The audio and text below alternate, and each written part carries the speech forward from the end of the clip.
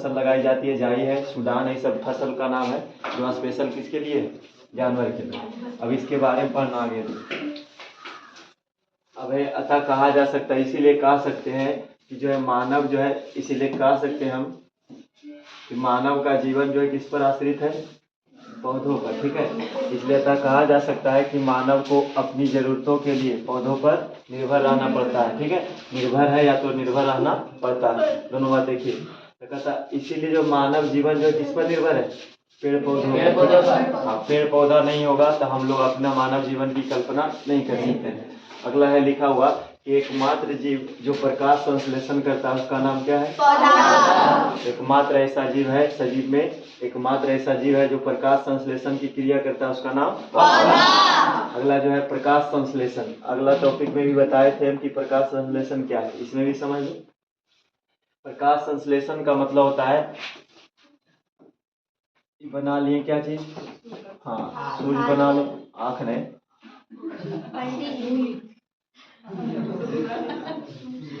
चलो पंडित जी है।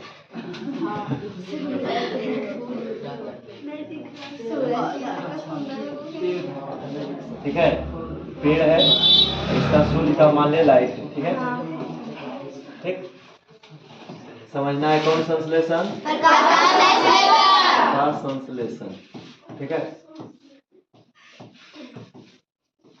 प्रकाश संश्लेषण। ठीक है, तो प्रकाश संश्लेषण क्या होता है कि जब सूर्य प्रकाश की उपस्थिति में, जब पेड़ पौधा, जब हरे पेड़ पौधे, हरे सूखा उखा नहीं, जब हरे पेड़ पौधे सूर्य के प्रकाश की उपस्थिति में अपना भोजन स्वयं बनाते हैं। कैसे बनाते हैं, तो जल से क्या खींचते हैं, खनिज लवण। हाँ, खनिज लवण और जल, खनिज लवण प्लस क्या चीज, खनिज लवण और जल को खींचते हैं। और जब हरे पेड़ पौधे वायुमंडल से ग्रहण करते हैं CO2, हमारा क्या है, वायुमंडल, वायुमंडल से ग्रहण करेंगे CO2, वायुमंडल से CO2 और जल से खनिज और लवण और जल की सहायता से अब सूर्य के प्रकाश की उपस्थिति में अपना भोजन जब स्वयं बनाते हैं तो इस क्रिया को क्या कहते हैं,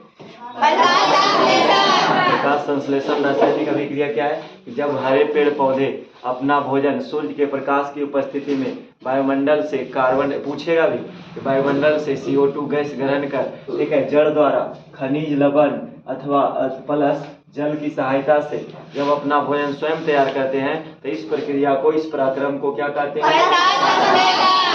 ठीक है, सब ध्यान रखना आएगा विश्लेषण करने के लिए। अगला हमारा है फसल मौसम। देखो एक बात समझ लो, पहले हम लोग हरित क्रांति के बारे में पढ़ लिए हैं कि हरित क्रांति पहले से पढ़े थे कि हरित क्रांति जिसको ग्रीन रेवोल्यूशन भी कहते हैं, हरित क्रांति। ठीक है, समझते जाना इधर। तो हरित क्रांति क्या था कि जो 1965 के दशक में आया था, भारत में सबसे पहली बार 1965 ईस्वी में हरित क्रांति लागू हुआ था। यहाँ का जो है इसमें जो है आएगा प्रधानमंत्री के बारे में आएगा। तो उस समय प्रधानमंत्री कौन थे, इसमें उस समय प्रधानमंत्री थे लाल बहादुर शास्त्री। कौन थे, लाल बहादुर शास्त्री थे उस समय प्रधानमंत्री। और इसमें जो है शिवनाथम ऐसे आएगा। इसमें जो है गृह मंत्रालय कौन थे, तो गृह मंत्रालय थे सी से होता है चिदम्बरम सुब्रमण्यम। ठीक है, सी सुब्रमण्यम, कुछ नाम था, सी सुब्रमण्यम नाम है। उस समय जो है कृषि मंत्रालय थे 1965 के दशक में। कृषि मंत्रालय कौन थे, सी सुब्रमण्यम। सी का मतलब चिदम्बरम, शॉर्ट में लिखा हुआ रहता है। तो चिदम्बरम सुब्रमण्यम थे जो वो क्या थे, कृषि, गृह नहीं थे, कृषि मंत्रालय। कौन मंत्रालय, कृषि से संबंधित है। तो उसमें कृषि मंत्रालय कौन थे, सी सुब्रमण्यम। ठीक है, और उसके बाद प्रधानमंत्री कौन थे, हरित क्रांति भारत में कब आया, 1965। क्रांति पहले से पढ़ लिए, उसके बारे में था कि गेहूं के खासकर किस राज्य को फायदा हुआ, पंजाब राज्य में ज्यादातर बढ़ोतरी। तो इसमें आता है फसल मौसम। अगला है फसल मौसम, तो उसी हरित क्रांति से रिलेटेड आएगा, आगे नीचे मिलेगा। कहता है फसल मौसम। तो फसल मौसम क्या है, फसल क्या है, मौसम क्या समझना। फसल का मतलब जो हम अपने खाद्य पदार्थ के लिए उपजाते हैं जमीन में, और वह जो मौसम क्या है, तो मौसम का मतलब कभी गर्मी, कभी जाड़ा, कभी बरसात, इस तरह का मौसम पड़ता है। तो कहता है फसल मौसम में अनुकूल फसल के लिए, फसल उत्पादन के लिए अनुकूल परिस्थितियां होना चाहिए, मौसम उसके लिए अनुकूल होना चाहिए। यानी खासकर फसलों के उत्पादन के लिए मौसम के भी ध्यान रखा जाता है। और उसके बाद फसल का अच्छे उत्पादन हो, इसके लिए मौसम पर हमेशा ध्यान देना पड़ता है कि किस मौसम में कौन सा फसल होगा। तो भारत में मौसम के अनुकूल 3 फसलें होती है, ठीक है। तो भारत में जिस प्रकार के मौसम पाए जाते हैं उसके अनुकूल कई फसल होते हैं, 3 फसल। तो भारत में मुख्य रूप से मौसम के अनुसार 3 अनुकूल परिस्थितियां होती है। मौसम के अनुसार तो 3 अनुकूल जो है, अनुकूल मौसम के अनुकूल 3 फसलें होती है। उस फसल का नाम, पहला का नाम कौन फसल? खरीफ फसल। इसको खरीफ क्रॉप कहते हैं, ठीक, अंग्रेजी में खरीफ। खरीफ को खरीफ बोलते हैं और क्रॉप मतलब फसल। तो भारत में मौसम के अनुकूल कितने फसलें? 3। पहला का नाम खरीफ फसल। खरीफ फसल क्या होता है? यह वर्षा ऋतु में उगाई जाती है, ठीक है। उगाना है कब? वर्षा ऋतु में। जैसे में धान, ज्वार, ये सब एग्जाम्पल के लिए। या अगर जो देखा जाए, अगर जो हिंदी अंग्रेजी में नाम देखा जाए तो जून और जुलाई में बोया जाता है, ठीक है। जून से जुलाई, जून जुलाई में लगभग बरसात का महीना रहता है। तो जून जुलाई में बोना है और अक्टूबर से दिसंबर तक क्या करना है? और वही दिसंबर में सुना होगा कि नवंबर दिसंबर में गेहूं लग जाता है। धान की कटाई होती है, उसके बाद क्या लग जाता है? तो यहाँ पर जून से जुलाई तक आज रखना, खरीफ फसल कब से कब तक लगाई जाती है? तो जून जुलाई में लगाई जाती है। अब काटना कब है? ऐसे बोला जाए मोटे तौर पर तो वर्षा ऋतु में उगाना है, ठीक है।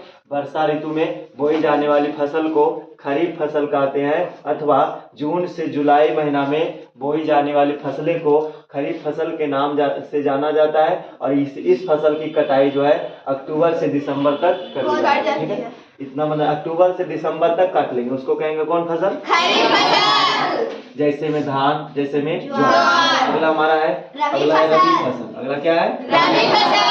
रबी फसल क्या होता है? रबी फसल को रबी क्रॉप कहते हैं। रबी फसल इस शीत ऋतु में उगाई जाती है, ठीक है। शीत ऋतु मतलब ठंडा मौसम जब रहेगा भारत में, अनुकूल परिस्थितियां, तो लगाई जाती है। इसमें जो है, अब यहाँ देखना, ये हमारा जो है शीत ऋतु है, इसमें बुआई होगा और अक्टूबर तक कटनी हो जाता है, माने अक्टूबर महीना तक। शीत ऋतु अभी क्या है? अभी दिसंबर चल रहा है, अभी देखो जाड़े का मौसम है। तो उसके बाद नवंबर या दिसंबर तक इसकी बुआई होती है। और नवंबर दिसंबर में लगाते हैं और अक्टूबर में काटते हैं। अक्टूबर में तुरंत कट गया, अक्टूबर अगला साल आएगा जो, तो अक्टूबर का मतलब हो गया अगस्त सितंबर अक्टूबर, तो अक्टूबर तक कटनी है। इसमें जो है अक्टूबर लिखा हुआ है। शीत ऋतु में बुआई करते हैं, अक्टूबर लगभग नवंबर अक्टूबर तक बुआई करते हैं। शीत ऋतु का मतलब होता है ठंडा मौसम। तो अक्टूबर में क्या होता है? मौसम ठंडा होता है। अक्टूबर से जाड़ा लगभग प्रवेश कर जाता है। अक्टूबर, नवंबर और दिसंबर, ये 3 मंथ जो है हमारा, या तो जनवरी तक लिया जाता है। सुना है ना, 4 लरम 4 गरम 4 जरम जरी, एक हिरन के 12 पैर और कई बार फूलता है? 4 बार। तो 4 बार आता है ठंडा, 4 महीना गर्मी, 4 महीना बरसात। तो 4 की कितना आ गया? 4 लरम 4 गरम 4 झरम झरी का मतलब हुआ 4 लरम मतलब 4 ठंडा, 4 गरम मतलब 4 महीना गर्मी, और 4 झरम झरी मतलब पतझड़ बरसात में हो, पतझड़ आ गया उसी में, बरसात उसी में, ठीक है। तो ये हमारा हो गया शीत ऋतु। और बुआई हो गया अक्टूबर कटनी में, ठीक है। अब कटनी जो होता है कब? मार्च। बुआई करेंगे अक्टूबर महीना में। ऐसे देखा जाए तो शीत ऋतु में मतलब बुआई करते हैं, और अक्टूबर में अक्टूबर तक हमारा क्या हुआ? बुआई। मतलब जो भी फसल बोना है अक्टूबर तक बोते हैं, और उसके बाद मार्च जा करके उसको हम काट लेते हैं। जैसे इस बार गेहूं लग गया है, तो गेहूं कटेगा कब? मार्च, लगभग होली के लगभग, ठीक है। तो वही देखो यहाँ, तो मार्च में कट जाता है। एग्जाम्पल के लिए भी लिखे, गेहूँ, चना, तीसी, उसके बाद मटर, आलू, सरसों इत्यादि सब कौन फसल? रबी फसल के अंतर्गत आने वाले चना, तीसी, गेहूं, मटर, आलू और सरसों। रबी फसल किसको कहते हैं? रबी फसल कब बोई जाती है? शीत ऋतु में, या तो अक्टूबर में। तुम सब मुख ने है, मुंह में घोंघा चल गया है, तो दही जमा रहा है, दही छुड़क ली। 14 जनवरी के लिए चल रहे थे ना नालिश, बोलो इधर, बोल रहा है तो आवाज कहाँ जा रहा है? बोलेगा भी, सीखेगा भी। रबी फसल को कहते हैं रबी क्रॉप। क्रॉप का मतलब फसल। रबी फसल कब बोते हैं? या तो काटते कब? जैसे में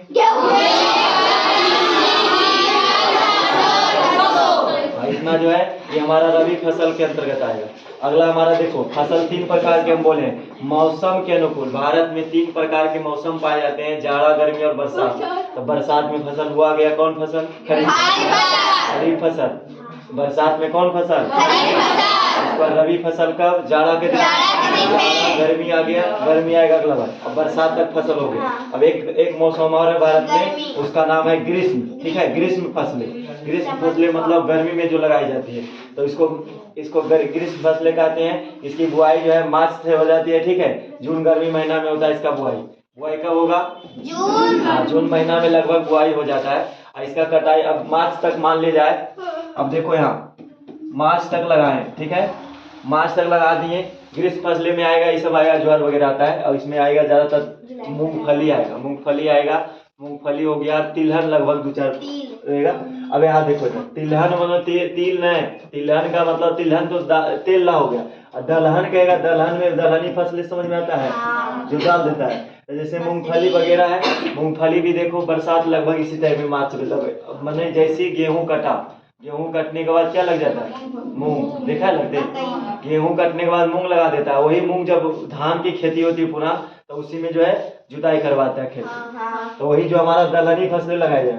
तो ये मार्च से जून तक गर्मी महीना में लगता है। और इसको अब काटेंगे कब? अब लगाना कौन फसल है?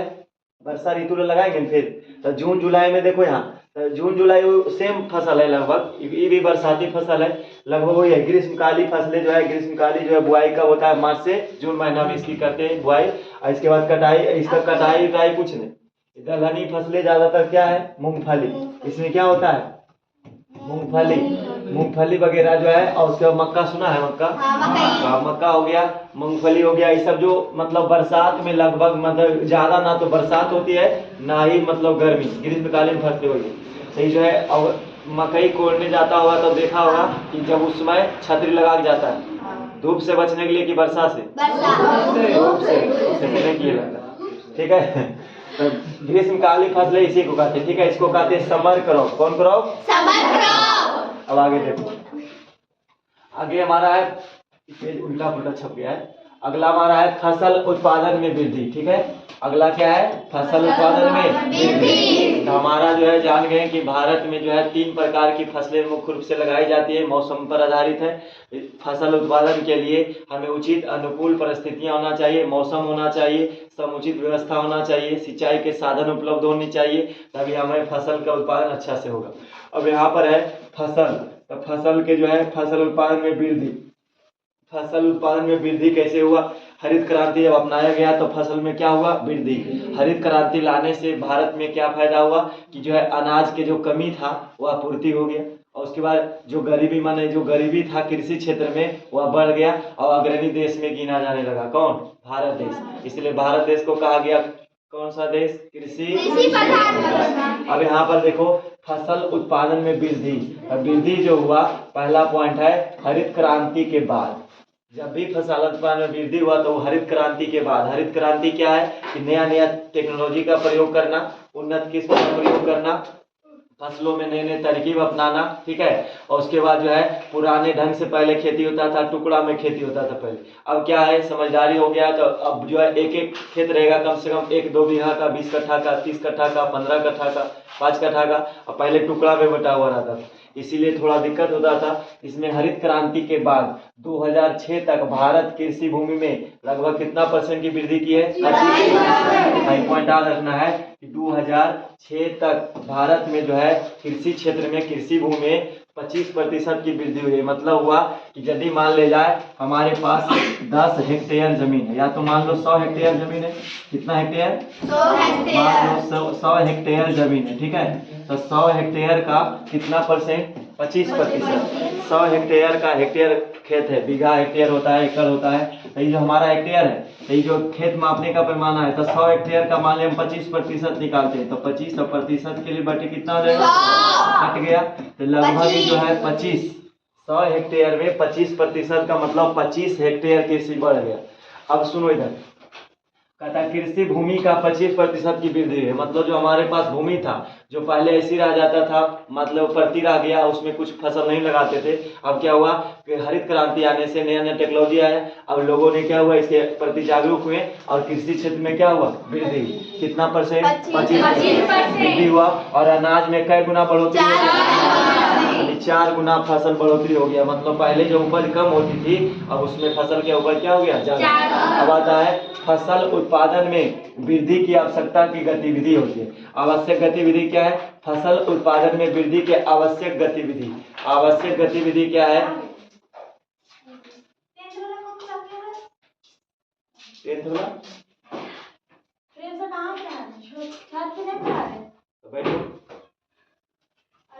फसल उत्पादन में वृद्धि की आवश्यक गतिविधि क्या है? सुनो इधर, आवश्यक गतिविधि। आवश्यक गतिविधि का मतलब होता है कि फसल उत्पादन के लिए, हल्ला नहीं करो यार, देखो कुछ आएगा तुरंत शुरू। अरे तू सब पता है, तू सब के जो है आदमी बेकार जन्म हो गया। पढ़े लक्षण जरी कौन है? देखो ना, 4 लड़की के लगाए थे फोटो में, ओके, चारों 50 में 50 लाइए। और सब बोले थे कि अस्पताल वाला एगो रसगुल्ला लग देंगे, एगो कलम, तो 4 लाया तो कलम खरीद दिए केवल। और सब रसबंदी के चक्कर में 4 लड़के 50 में 50। एगो तुम सब के काज में सोना खाते देंगे, कोई फर्क पड़ेगा नहीं। और सब के अभी से प्रेरित रखना इसलिए कि आगे चल करके वो देखो वो सब आगे अच्छा नंबर लाएगी। लड़की में 2-4 को पढ़ने वाले, लड़कन में तो कोई पढ़ नहीं करता। एक लड़का लाया था 50 नंबर, तो बोला हम, तो बोले अगला बार डीपी में लगाएंगे। उसको वादा किए थे कि जो अच्छा नंबर लाओगे उसको डीपी में लगाएंगे। और डीपी में लगाने का अर्थ होता है डिस्प्ले पिक्चर। आदमी डीपी में उसी को लगाता है जिसको अच्छा समझता है, अच्छा पसंद करता है, मन से जो दिल से चाहता है, अच्छा लगता है, उसी को लगाता है। ठीक, तो डीपी में आप कोई लगे, डीपी में मक्खी का फोटो लगा लिया है तो उसको मक्खी ज्यादा पसंद है। ठीक है, कोई डीपी में मान लिया है, कोई डीपी में किसी टीचर का फोटो लगा लिया तो उसको टीचर वो ज्यादा पसंद है। कोई फूल लगा लिया तो उसको फूल ज्यादा पसंद है। जैसा अपना डीपी इसी में लगाते थे, तो हम लगा दिए जान उसके। अब इधर देखो, इधर तुम सब में और सब में देखो अंतर है, वो छोटा है वो सब। तो मेन बात है तू सब बचपन से बिगड़ल है। ठीक है, अभी कुछ सुधरे और तो 10th में आ गया, धीरे धीरे 11th में चल जाएगा, कुछ नहीं समझेगा। फसल उत्पादन में वृद्धि की आवश्यक गतिविधि। आवश्यक गतिविधि क्या होता है कि फसल उत्पादन में वृद्धि करना है, उसके लिए कुछ तत्व होता है, क्या करना चाहिए। तो पहला पॉइंट, फसल की किस्मों में सुधार करना चाहिए। यदि हम मान ले उत्तम किस्म का प्रयोग करेंगे, और मान लिया जाए बहुत होता है कंजूस जिसको कहो। ठीक है, एक कृषक होता है कंजूस, जो 12 साल पहले ला जो है बीज रखे हुए है और उसको अगला साल लाया तो अगला साल भी बो दिया, अगला साल भी बो दिया, बचा रख ले रहता है। और उसमें क्या है, उसका गुण क्वालिटी घट गया और उसके बाद उपज नहीं हुआ, कुछ फसल मारे जाते हैं। ऐसा होता है कि नहीं? सभी फसल उग पाता है नहीं, तो उसका बीज जो है कुछ काम किया, कुछ नहीं भी किया, तो खेत में उगता है, कुछ नहीं भी हुआ। तो इसी तरह खेतरा जगह प्रति, तो इसमें जो है कहता है फसल उत्पादन में वृद्धि करना है तो पहले हमें हमेशा बात ध्यान रखना है कि फसल की किस्मों में सुधार करना होगा, कि मतलब उन्नत किस्म का प्रयोग करेंगे, उन्नत बीज का प्रयोग करेंगे। अगला है फसल उत्पादन प्रबंधन। आवश्यक वृद्धि के लिए फसल उत्पादन प्रबंधन। जब हम फसल की मतलब मान लो उत्पादन कर लिए तो उसका प्रबंधन होना चाहिए, रखने के लिए जगह होना चाहिए, भंडारण करने की व्यवस्था होनी चाहिए। अगला है फसल सुरक्षा प्रबंधन। इसके लिए आप फसल की सुरक्षा करेंगे, देख रेख करना है, उसके लिए प्रबंधन का मतलब होता है उसके एक नियम कानून बनाएंगे और अपना फसल की देख रेख करेंगे, तभी ना फसल हो पाएगा। मान ली फसल लगा दिया और नीम गाय आके चढ़ गया, सब फसल हो गया। और या तो फसल लगा दिया और उसके बाद टोला पड़ोस का बकरी पूरे जो 10-20 बकरी चर के निकल गई, फसल बड़ा बड़ा हो गया। हाँ। अगले दिन जो है पूरा उत्पादन ज्यादा होगा, 4 गुना बढ़ोतरी हो जाएगा। कै गुना? 4 गुना। इसीलिए फसल सुरक्षा प्रबंधन, फसल के भी देख रेख होना चाहिए कि नहीं? लगा दिए बस हो गया नहीं। अब यहाँ देखो ना, अगला कहता है डीएनए के खंड या जीन को एक से अदर ट्रीज में, मतलब एक से दूसरे पेड़ में प्रतिरोपित कर नए फसल की किस्म विकसित करते हैं। ये कैसे होता है? हम कल भी बताए थे कि यदि मान लिया जाए कि कोई किसी और चीज का पौधा है, मान ली करेला का लत, मान लो अब तुम सब पत्ती देखो, मान लो क्या है, करेला का लत है। और इसमें हम क्या किए, इसमें मान लिया जाए अंगूर लगा दिए, अंगूर का लत, क्या चीज, अंगूर का लत लगा दिए, और अंगूर का लत लगा दिए हैं। इसी में क्या करता है, बॉन्ड बांध दिए। अब इसका जो गुण है, करेला वाला गुण किस में जाएगा? अंगूर में भी जाएगा, अंगूर वाला भी गुण इसमें भी जाएगा, तो दोनों में जाएगा। अब ये जो अंगूर पैदा लेगा ये हाइब्रिड वाला कहलाएगा। ठीक है, हाँ, तितकी अंगूर, तितकी अंगूर कहलाएगा। तो इसमें कहता है डीएनए के खंड जीन को एक से दूसरे पेड़ में प्रतिरोपित करना, ठीक है। प्रतिरोपित कर नए फसल की क्या होता है, किस्म का प्रयोग करते हैं। तो जो मालदा आम सुना होगा नाम, बड़ा बड़ा आम रहता है, एगो छोटा आम रहता है देहाती आम। तो उसका मेन वजह यही है कि उसमें क्या होता है, छोटा पेड़ का जो पौधा है वो बड़ा पेड़ में जाके टहनी में उसको कहते हैं कलमी बना देता है और उसमें लगा दिया। उसी से फिर जो अगला तैयार हुआ उसको फिर तोड़ करके अगला जमीन में कर दिया। तो अगला तुरंत देखना छोटा छोटा फल है और बड़ा बड़ा लग जाएगा। ऐसा होता है ना, पेड़ छोटा छोटा है और फल लग जाएगा तुरंत। जो जैसे आश्रम वगैरह से जो लाते हैं पेड़, देखा है, बहुत कम समय में अब फल देने लगता है। उसका मेन वजह क्या है कि जो है हाइब्रिड है, उन्नत किस्म का विकसित कर दिया गया है, प्रतिरोपित करके बनाता है। अगला है पादप प्रजनन। कहेगा पादप प्रजनन से आप क्या समझते हैं?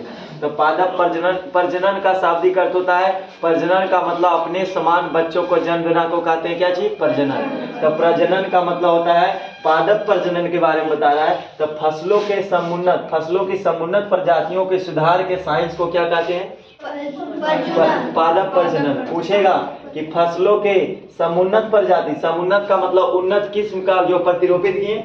अब नए पौधा बना ना अगला, जैसे प्रतिरोपित किए तो नया पौधा बना, तो नया पौधा जो बना प्रजातियों के सुधार के साइंस को सुधार किए, प्रजाति में सुधार किए। अब जैसे मान ली जाए, जैसे मान लिए एक साहिवाल गाय जो है, तो समुन्नत किस्म का गाय, अब गाय में सुधार किए, उसमें कुछ बदलाव लाए, तो उसका लगेगा क्या चीज, समुन्नत प्रजातियों के सुधार के साइंस को क्या कहेंगे, पादप प्रजनन। तो खासकर गाय में हुआ कि पादप में, क्योंकि पादप प्रजनन। तो पेड़ पौधा में जो सुधार करेंगे, यानी नई नई टेक्नोलॉजी विकसित करके और उसको नए पौधे का निर्माण करेंगे, वो कहलाएगा पादप प्रजनन। और साइंस मतलब उस विज्ञान को, उस टेक्नोलॉजी को क्या कहेंगे, इसमें आता है हाइब्रिड सीड्स, ठीक है। इसी को कहते हैं संकर बीज, ठीक है। संकर बीज, धान नहीं बोल देना, पैडी मतलब धान होता है, सीड्स मतलब बीज। तो हाइब्रिड सीड्स होता है, सुना होगा जब भी जाओगे दुकान लाने के लिए तो हाइब्रिड सब कुछ मिलता है। हाइब्रिड करेला, हाइब्रिड का बीज मिलेगा। और उसके बाद अधिकतर बीज क्या चीज के मिलेगा, हाइब्रिड। तो भिंडी भी रहता है हाइब्रिड का बीज। तो हाइब्रिड का मतलब बड़ा बड़ा एक एक हाथ का भिंडी हो जाएगा। तो उसको बताओ, एक भिंडी से पूरा सदस्य खा रहा है, तो ये हाइब्रिड सीड है, ठीक है। चलो एक बार रिपीट कर लो कि हरित क्रांति के बाद 2006 तक भारत की कृषि भूमि में कितना 25% की वृद्धि हुई है, मैंने बढ़ोतरी हुआ है। और गुना कितना बढ़ा, 4 गुना बढ़ गया फसल उत्पादन, ठीक है। इसमें पहला फसल उत्पादन में वृद्धि के लिए पहला बात फसल किस्मों में सुधार, बाद चलो आगे देखो। अगला हमारा है नोट, नोट मीन्स ध्यान के देना, इधर देखो ध्यान देना है, कहता है नोट मीन्स ध्यान देना। फसल उत्पादन मुख्यतः, ठीक है, फसल जो उत्पादन करते हैं मुख्यतः मिट्टी की गुणवत्ता, मुख्यतः क्या चीज, मिट्टी की गुणवत्ता, पानी की उपलब्धता और मौसम पर निर्भर करता है, ठीक है। यदि हम चाहते हैं कि हमारा फसल बहुत अच्छा हो, अच्छा नहीं बहुत अच्छा हो, बहुत अच्छा हो, उसके लिए मिट्टी की क्या चीज होनी चाहिए, गुणवत्ता। मिट्टी की गुणवत्ता होनी चाहिए। और क्या होना चाहिए, पानी की उपलब्धता। और पानी की उपलब्धता। पानी की उपलब्धता यदि होगी तभी हमारा जो है फसल अच्छा उपज करेगा। अन्यथा पानी अब एक बार लगा दिए, जैसे सन्नी देखो लगा रहा है, ठीक है, अब फसल लगा दिया, अब सिंचाई करेगा ही नहीं तो फसल होगा, बताओ सन्नी होगा फसल, तो इसीलिए पानी की उपलब्धता होनी चाहिए कि नहीं। ऐसा जगह तुम फसल लगा दिया, फसल ऐसा जगह लगा दी, कृषि करना गलत बात थोड़े है, कृषि नहीं करेगा, धरती का तो अन्न देवता है नहीं है, अन्न देवता कौन है, किसान एक तरह का देवता है। जिस प्रकार देवता कौन है, डॉक्टर जिस प्रकार दूसरा देवता माना जाते हैं भगवान, हाँ ये भी देवते हैं एक तरह से। जब तक मान लो फसल नहीं होगा तब खाएगा क्या, ये जो कि क्रीम चौक खाता है, बर्गर और इडली डोसा सब कुछ बनता है किसान से, सब किसान फसल से।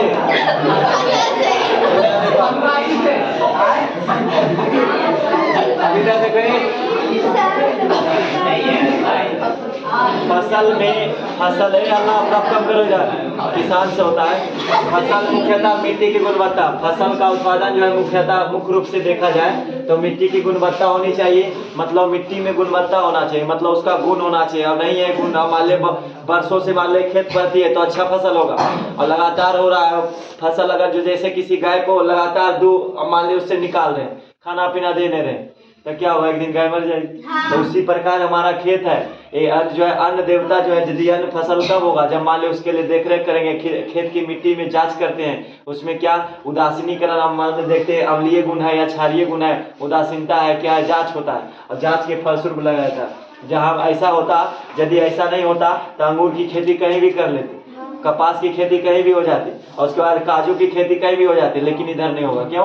क्योंकि उसके लिए काली मिट्टी उपयुक्त मानी जाती है। हम लोग तरफ काली मिट्टी है नहीं। सब आदमी भी गोल और मिट्टी भी गोल। क्या देखो, मिट्टी की गुणवत्ता, पानी की उपलब्धता और मौसम पर निर्भर क्या करता है, फसल उत्पादन। फसल उत्पादन इतना बात पर निर्भर करेगा। ठीक है, अगला पॉइंट में कोई बात, हाइब्रिड फसल के गुण और लाभ। जैसे हम लोग क्या चीज प्रयोग कर रहे हैं, कौन बीज, हाइब्रिड बीज का प्रयोग कर रहे हैं। हाइब्रिड बीज का प्रयोग करते हैं। ठीक है, तो इसमें हम लोग देख रहे हैं कि जो है अब फसल हाइब्रिड का जब प्रयोग करें तो इसका गुण होगा, फसल का गुण और उसका लाभ। तो इसमें जो है उच्च उपज, इसका लाभ क्या होता है, हाइब्रिड का जो गुण है उच्च उपज। उच्च उपज क्या होता है कि जब हम उन्नत किस्मों का जो है लगातार पहले विगत वर्षों से जो है परंपरागत ढंग से खेती करते थे, जब हरित क्रांति आया तो हरित क्रांति आने के बाद हम नए नए किस्मों का बीज का प्रयोग करने लगे, तो इसमें क्या हुआ, उच्च उपज। यानी जैसे ही मतलब हम हरित क्रांति के बाद जब उन्नत किस्म का बीज का प्रयोग करने लगे तो उपज में क्या हो गया, बढ़ोतरी, तो उच्च उपज होने लगा। किसके कारण, हाइब्रिड के कारण। हाइब्रिड फसल लगाने से उच्च उपज की क्या हुई, प्राप्ति। अगला है खाद का बेहतर असर। पहले के जो है रीति रिवाज, पहले के ढंग से जो खेती होती थी या पुराने ढंग का जो बीज होता था उसमें कितनों खाद डाल दीजिए, कितनों उर्वरक डालिए, कोई असर नहीं पड़ता था। धीरे धीरे बढ़ेगा, देखना एक धान ऐसा होगा जो धीमे धीमे बढ़ेगा। एक धान होगा तुरंत देखो पूरा उसका धनवाली भी निकल गया, बाहर आ गया है। और एक लोग देखना बगल का खेत है, वो जब तक ये कट के पक के उसको काट के अंदर ले जा रहा है वो अभी तक पक ही रहा है। ऐसा होता है कि नहीं बगल में?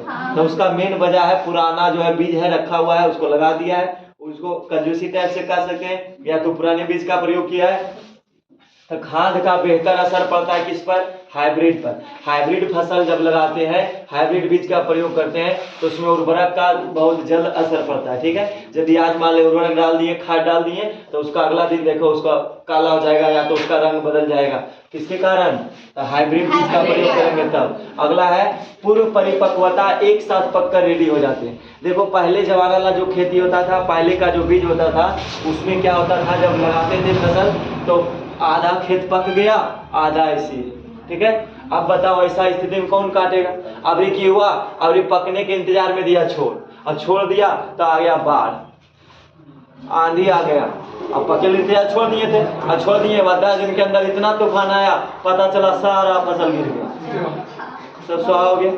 अब हाइब्रिड जब लगाया तो हाइब्रिड लगाने से क्या फायदा हुआ, पूर्व परिपक्वता। पूर्व परिपक्वता का मतलब होता है कि एक समय एक साथ पक गया। जैसे देखिए 10 दिन हुआ, 20 दिन हुआ, छोड़ दिए, सारा फसल पक गया, तो उसको कटाई कर सकते हैं कि नहीं। तो इसका ही फायदा हुआ, लाभ हुआ। इसका लाभ हुआ क्या चाहिए, हाइब्रिड का लाभ क्या हुआ, पूर्व परिपक्वता, एक साथ पककर क्या हो जाती है, रेडी। एक बार पक के रेडी हो गया तो घर में जितने सदस्य हैं, दिल्ली बम्बई कहीं भी गए हैं, दीदी बुआ फुआ चाची काकी सबको बुला लिए, एक बार सबको फसल काटने में लगा दिए। बात समझ में आया। और छठ पूजा में बहुत आता है, शादी में गया या तो छठ पूजा में गया, सबको बुला लिए और उसको कटने के लिए एक बार में बुला लिए। अब ऐसे क्या है, अब जो लड़की या तो लड़का मान ले काम नहीं करना चाहता है, अब मान ले पुराने ढंग से खेती करेंगे, बीज पुराना रहेगा तो आधा पकेगा आधा नहीं पकेगा, तो क्या बोल देगा कि अभी पूरा खेत नहीं पका हुआ है, क्या काटिएगा अभी। क्यों बोल रहा है ऐसा पता है, क्योंकि इसको काटना नहीं पड़े। और अगर जो मान ले हाइब्रिड का प्रयोग कर रहे हैं तो एक बार में बोलना भी नहीं पड़ेगा उसको, ये तो सारा खेत फसल पक गया है, तो उस स्थिति में उसको भी काटना पड़ेगा, तो थोड़ा से आराम नहीं मिलेगा उसको। अब इसमें जो है रेडी पूर्व परिपक्वता। अगला चौथा जो है लाभ हमारा होता है विस्तृत अनुकूलशीलता। इसका मतलब होता है कि जब हम हाइब्रिड का प्रयोग करते हैं तब विस्तृत अनुकूलशीलता का मतलब होता है इस सभी भिन्न भिन्न मौसम में भी हो सकते हैं। हाइब्रिड के बीज का जब प्रयोग करोगे तो गर्मी जाड़ा बरसात सब मौसम को सह लेता है और सारा मौसम में भी हो सकता है। इसीलिए कहा गया विस्तृत अनुकूलशीलता होता है, मतलब या जो विभिन्न भिन्न भिन्न अनुकूल परिस्थितियों में भी हो सकते हैं। ठीक है, अगला है, अब देखो यहाँ अगला जो है बौनी प्रजाति। ये क्या होता है? फसल का नाम है, हाँ सुनाना है, समझना है। बताए बौनी प्रजाति हाइब्रिड बौनी होती है। इसमें जो है क्या होता है कि जो है बौनी प्रजाति का जो फसल होगा उसका हाइट क्या होगा? कम। इसीलिए उसको कहा गया, हमने बोले बुक में भी ऐसा लिख देता है। ठीक है, तो हाइब्रिड बौनी होती है जिस कारण मजबूत देखो हवा पानी सहन करने की कैपेसिटी होती है और कम पोषक की आवश्यकता होती है। ये जो है इसका हाइट कम होगा।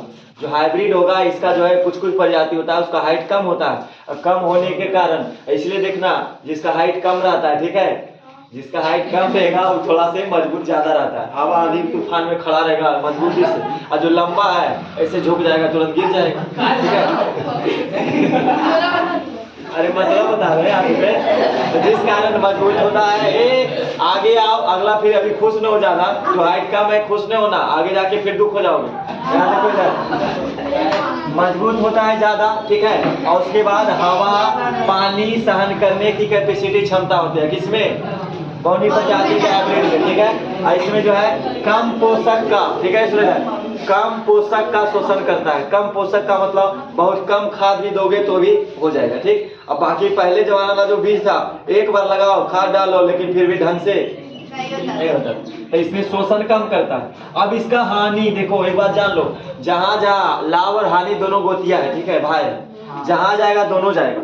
यदि आपको किसी चीज में लाभ हो रहा है तो हानि भी हो रहा होगा। यहाँ पर देखो लाभ हुआ ना हाइब्रिड से, तो हानि भी इसका सुन लो। इसका हानि क्या है? इसकी दोष एवं हानियां। तो हानि क्या है? उच्च कृषि निवेश खर्च और ज्यादा पारंपरिक की तुलना में। अब सुनो इधर, कहता है उच्च कृषि निवेश। अब इसका यदि हाइब्रिड का प्रयोग करते हो तो ज्यादा दाम लगेगा। देखना, एक जो पापा गेहूं खरीद के लगाए गाँव घर वाला, उसमें 20 रुपये किलो दिया होगा, और हाइब्रिड खरीदेंगे तो 50 रुपये किलो देगा, तो बढ़ा कै रुपया?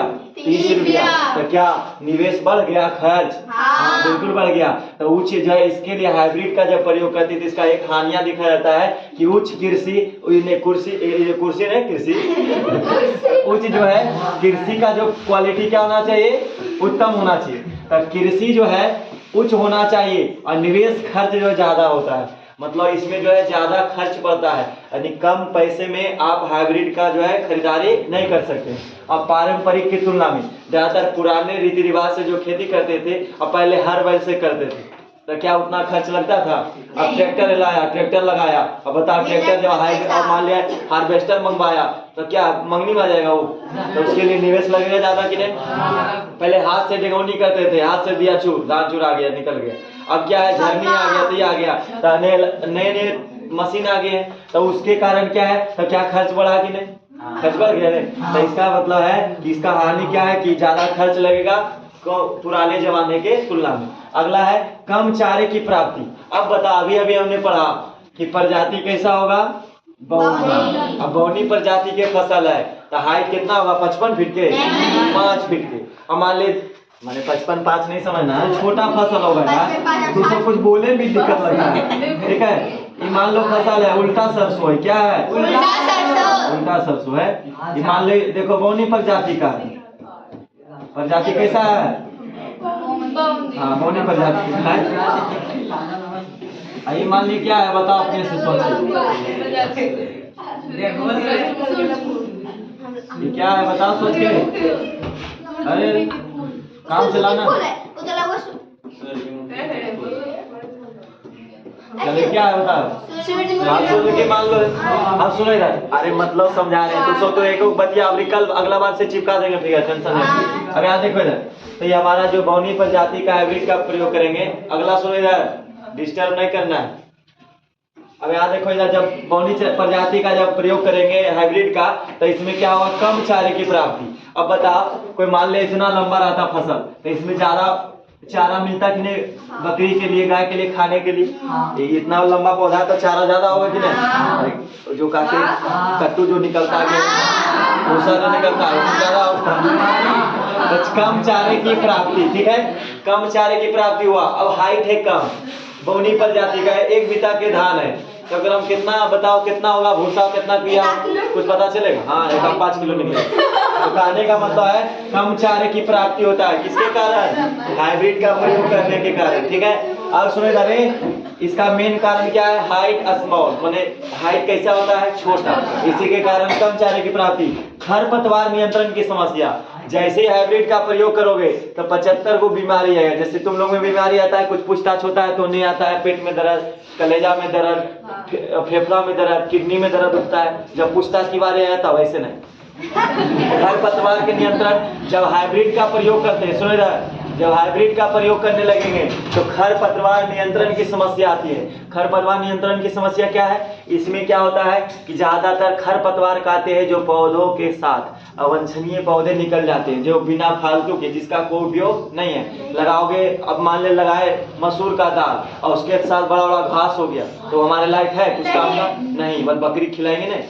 एक काम करो, तू बकरी खिलाओ, मछली के रह दो, मछली नहीं हो पाएगा। फिर मसूर का जब दाल लगाते हैं तो खरपतवार का मतलब जब पौधों फसलों के बीच कुछ जो अवांछनीय पौधे निकल आते हैं जो हमारे लायक नहीं है, उस पौधे को क्या कहते हैं? खरपतवार। उसको क्या कहेंगे? खरपतवार। जो फालतू का जो पौधा निकल आता है घास, उसको कहते हैं खरपतवार। अब उसको निराई नहीं करेंगे, नियंत्रण की समस्या, यदि उस पर हम निराई नहीं करेंगे, निकाई नहीं करेंगे तो क्या फसल अच्छा हो पाएगा? इसीलिए इसका एक समस्या और है कि हाइब्रिड का जब प्रयोग करोगे तब बताओ, अभी हम सुने कि हाइब्रिड प्रजाति बौनी होती है, इतना हाइट का है और घास इतना बड़ा बड़ा हो गया। अब मान ली खरपतवार इतना बड़ा हो गया तो फसल कहाँ से होगा? पूरा झाप दिया, उसको चाप दिया तो पता हो पाएगा ढंग से? नहीं होगा। तो इसीलिए खरपतवार नियंत्रण की क्या होती है समस्या? किसके कारण? हाइब्रिड का प्रयोग करने के कारण। अब बताओ फटाफट जवाब। हाइब्रिड का प्रयोग करने से पहला फायदा क्या हुआ? पहला फायदा क्या हुआ? अब जल्दी से इसको रिपीट करेंगे। देखो, पूर्व परिपक्वता ही आ गया, विस्तृत अनुकूलशीलता हो गया, बौनी प्रजाति प्रयोग करेंगे, कृषि दोष हानि हो गया। इसके बारे में इतना जान लेना, ठीक है? ये हमारा था खाद्य संसाधन और पौधे। इसीलिए हम पहले बताए थे जब हेडिंग डाल दिया गया शीर्षक खाद्य संसाधन और पौधे तो चर्चा क्या होगा? बकरी के बारे में। हाँ, पौधे के बारे में चर्चा हो रहा है ना सब जगह। हाँ, कहीं बकरी अरे कहाँ बार आगे बात अलग। अब कहीं कहीं सीन खिंचाएगा तो बकरी खिंचा के उसमें। तो कहने का मतलब है इस खासकर हमारे जो है खाद्य संसाधन, हमारे लिए खाद्य जो है खाने के लायक होते हैं, और पौधे है संसाधन। इसीलिए इस चैप्टर में अगला जो कुछ बच गया है वो अगले दिन देख लेंगे, ठीक है? अगले दिन पढ़ेंगे सिंचाई के बारे में, उसके अगले दिन क्वेश्चन आ जाएगा, और उससे अगले दिन क्वेश्चन आ जाएगा। उसके बाद ये चैप्टर क्या हो जाएगा? खलास हो जाएगा, ठीक है? आज इतने रहने देते हैं, बाकी अगले दिन देखेंगे, ठीक है? अगला आएगा फसल चक्रण, इस सब बारे में कल अब चलेगा। कल एक वीडियो और रह गया, कल देख लेंगे। इसके बाद उसके बाद खत्म हो जाएगा चैप्टर का नाम। क्या खत्म हो जाएगा? चलिए।